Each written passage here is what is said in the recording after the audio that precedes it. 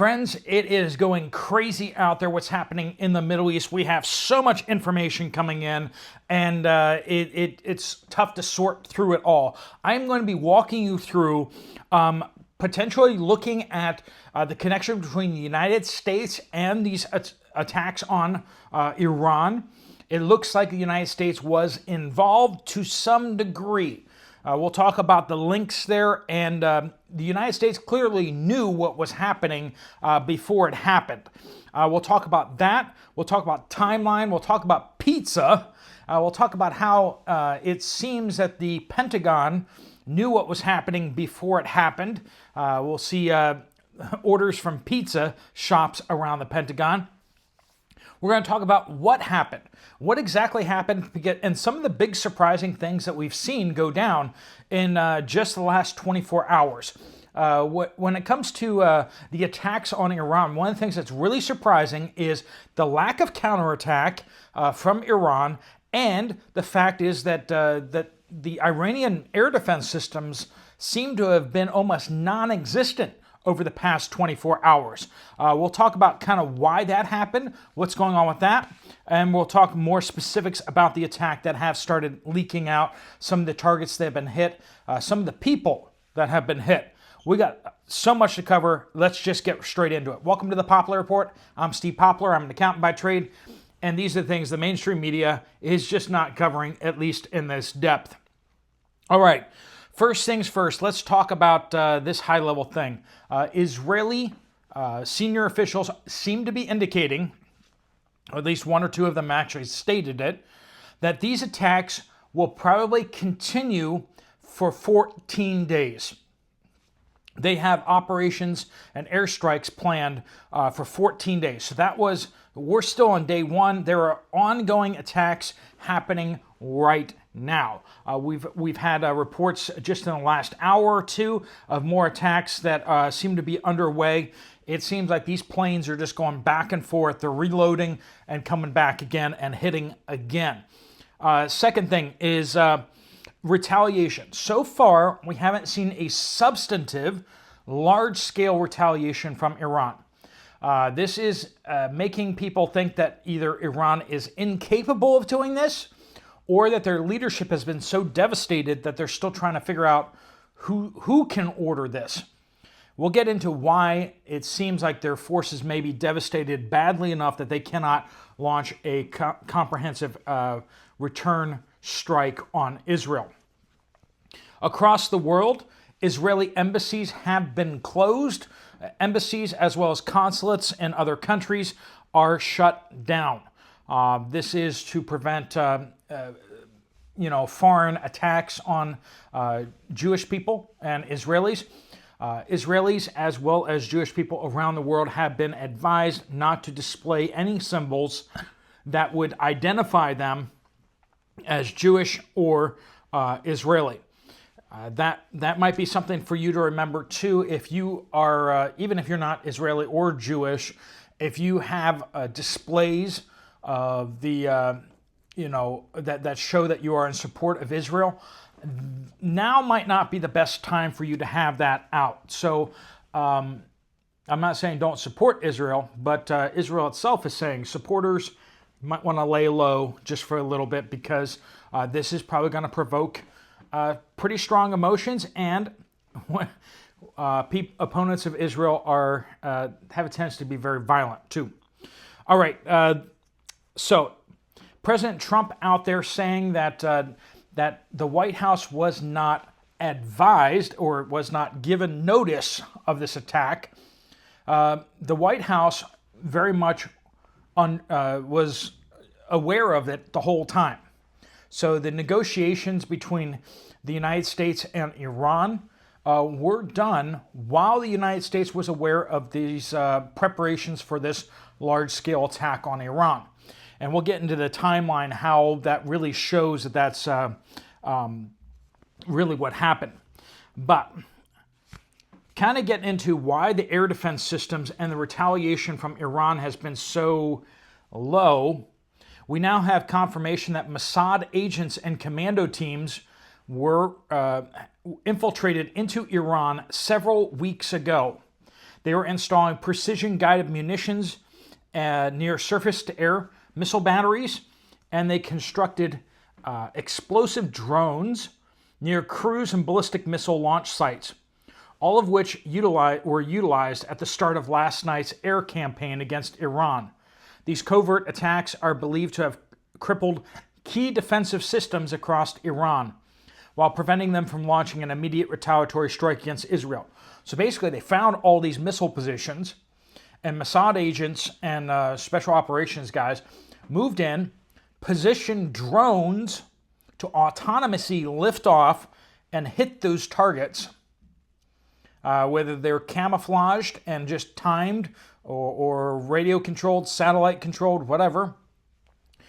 Basically, what happened in Russia the other day, from several containers, here, apparently, Israel did that widespread. They pre-positioned drones near these defensive sites and missile sites so that at the push of a button or at a specific time, these drones would lift off and then hit those targets.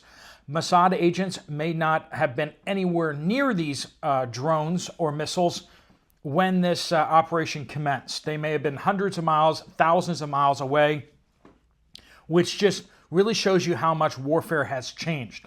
This explains why Iranian air defenses seem to be almost non-existent, and when Iran launched its counterstrike against Israel, they only were able to muster about 100 drones. There seemed to be a couple missiles in the mix there, but Israel was able to defend against those. Jordan confessed or said that they knocked out a number of these drones and missiles that were coming across their territory. They intercepted them. United States air defense systems intercepted some of them, and then Israel itself intercepted some of them. After this attack was underway, Israel released video footage of Israeli F-16s up with air defense missiles and interceptors to shoot down any kind of incoming strikes. So apparently, this was wildly successful. Iran has been unable to launch a large-scale counterattack as of this point. Now, like I said already, that's one theory of why Iran hasn't launched a large-scale counterattack. The other theory, and maybe it's a mix of the two, is that the Iranian commanders and generals have been so impacted by these strikes that the government in Iran is in complete chaos. One thing that we do see out there, and we don't know the reason for this, is that the Iran's Ministry of Communication has announced temporary restriction on access to the national internet. Now, why did they do that? Did they want to stop people from talking to each other? Do they believe that Israel is using its own communication network against it, and they're trying to, if some of these things were using the cell phone network inside and the internet network inside Iran, Israel may and its agents may have been using the communication system against Iran. Also, this may be destabilizing the country of Iran and may give opportunity for saboteurs or anti-government people within their country, and they want to kind of suppress dissent.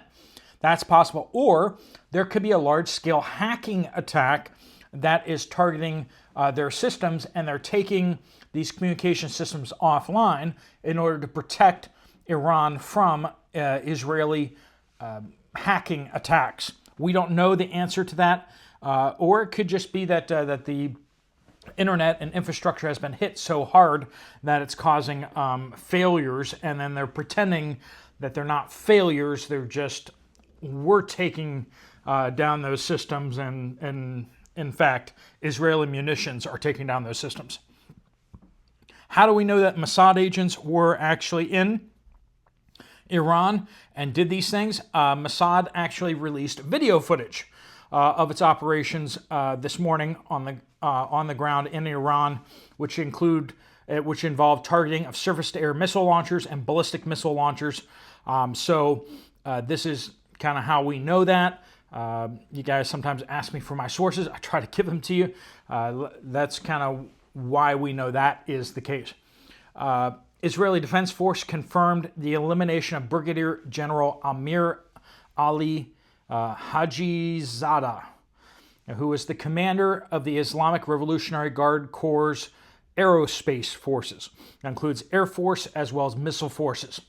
In addition to the commander of Islamic Revolutionary Guard's aerospace force commander, they also suggest that Tahir IV, commander of the IRGC Air Force Drone Division, and Daoud Sichan, commander of the IRGC Air Force Air Defense Division. So the air defenses, drones, and overall all appear to be at their main headquarters.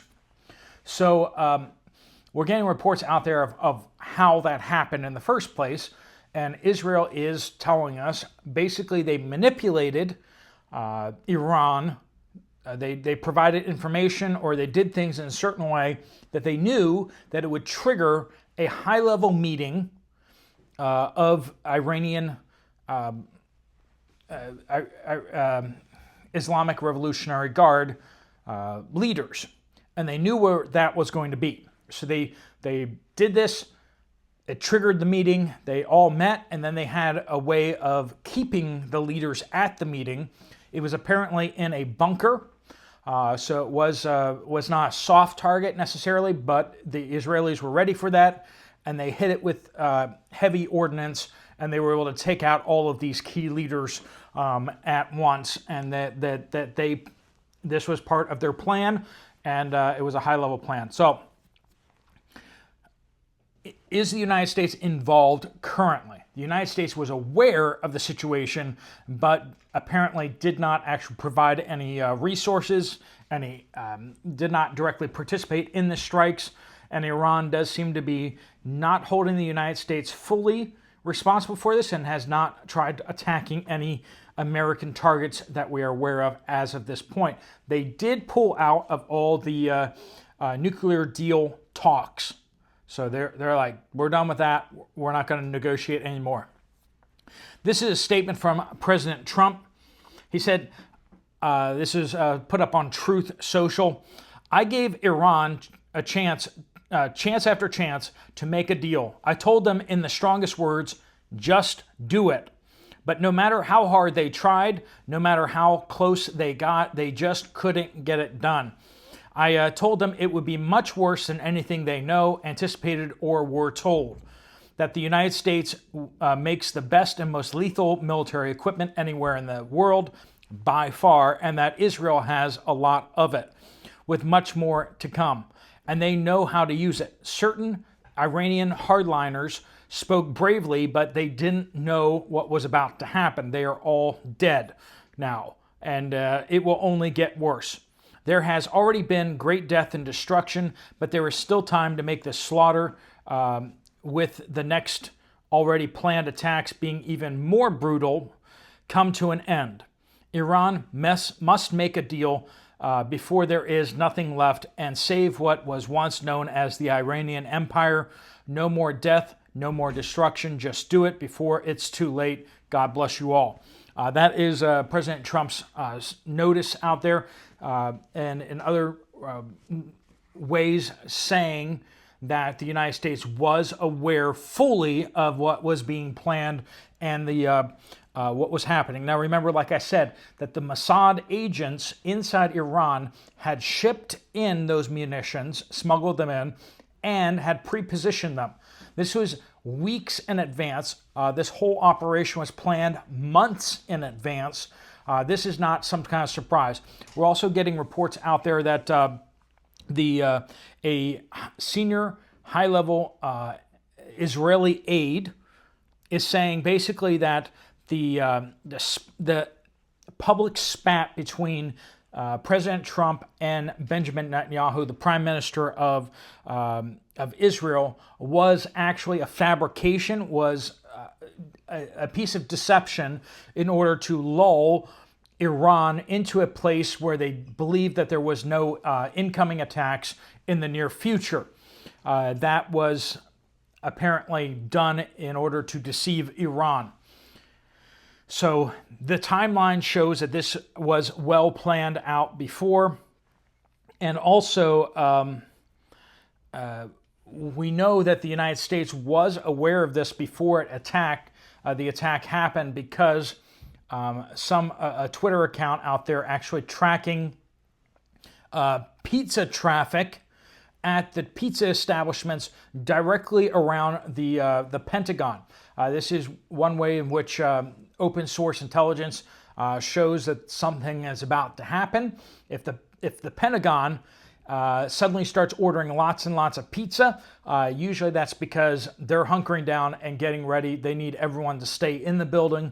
They don't have enough food, cafeterias and stuff like that to feed everybody, so they order pizza in, and that wave of orders gives indication that there's something about to happen. And they did notice that there were lots and lots of pizza orders before this attack actually happened at 7 p.m. Back as early as 4 p.m. in the afternoon in the United States. These pizza orders started to spike. So that seems to be before the United States would have official notification or would have seen Israeli assets starting to move. So another interesting point that we need to talk about too here is that the Lebanese government has ordered Hezbollah that they will not allow Hezbollah to join in any kind of military action or retaliation against Israel in support of Iran, adding that the era in which they bypass, speaking of Hezbollah, the country, speaking of Lebanon, when it comes to declaring war is over. So Lebanon is going to hold Hezbollah back, keep them from attacking Israel. So I don't know what kind of deal Israel made with the country of Lebanon in order to get the Lebanese to hold back Hezbollah from launching any kind of counterstrike as well. So it was limited to about 100 drones came in from Iran as their counterstrike, and most people are seeing that as very, very weak. Now, Saudi Arabia, on the other hand, has released a statement condemning Israel's attack on Iran. The Kingdom of Saudi Arabia expresses its strong condemnation and denunciation of the blatant Israeli aggressions against the brotherly Islamic Republic of Iran. Now, this does appear to be more like Saudi Arabia is trying to stay out of this. They're not actually attacking or doing anything in response to this. Saudi Arabia is just like, this isn't us. We don't agree with this. We feel bad for you guys over there. Sorry this is happening. The attacks overnight reportedly included over 200 Israeli warplanes, as well as MSAD assets on the ground, drones, missiles, everything like that. Also noted that President Trump, and this is kind of why I told you yesterday that this may be coming, one of the reasons including the United States embassy personnel shifts, that President Trump had given 60 days to Iran to come to a agreement on the nuclear deal. And that was day 61. So President Trump already kind of said basically that was one of the reasons why this was allowed to go forward. So the United States didn't necessarily just know about it, but also kind of sort of gave it the thumbs up. So while it didn't participate, the United States is definitely a member of the thing. The Israeli army said that it had damaged the Natanz uranium enrichment sites' underground structures. This is one of the things that we've been talking about before, is that the big question is can Israel actually reach down to these bunkers? And we've talked about kind of possibilities of them being able to use dogs, use ground troops to attack these sites. But we are hearing that Israel is saying that they intend to destroy these sites. And they don't have bunker busters that can reach down into that. So the question is, how are they going to accomplish that? They are out there saying that they have damaged the Nantes uranium enrichment sites' underground structures. It says that vital infrastructure at the site that allows for its continuous functioning and continued advancement of the Iranian regime's project to obtain nuclear weapons was attacked. That is a quote from the Israeli Defense Forces. What does that mean exactly? But it does seem to say that they actually somehow were able to reach down inside Nantes and damage it. So, and not just hitting surface level administrative and support buildings and such. So, what happens next? It looks like we're going to have another 13 days of attacks. Attacks are currently underway now. Could there be more ground components? If Mossad agents are there already, is there a possibility that more special operations could be on the ground soon, or possibly already on the ground there in order to attack these sites from the ground? I don't know the answer to that. We're going to see as this unfolds. That is the latest information as best I can research right now. I obviously don't have any kind of security clearance or anything like that. I am just giving you what is available and open source, what's been admitted by the Israeli Defense Forces, as well as what's coming out of the United States government as of at this time. All right, friends, thanks so much for watching. If you want to check out another video from this channel, there's one right up here. I'll see you over there, or I'll see you guys later. Steve Poplar of the Poplar Report out.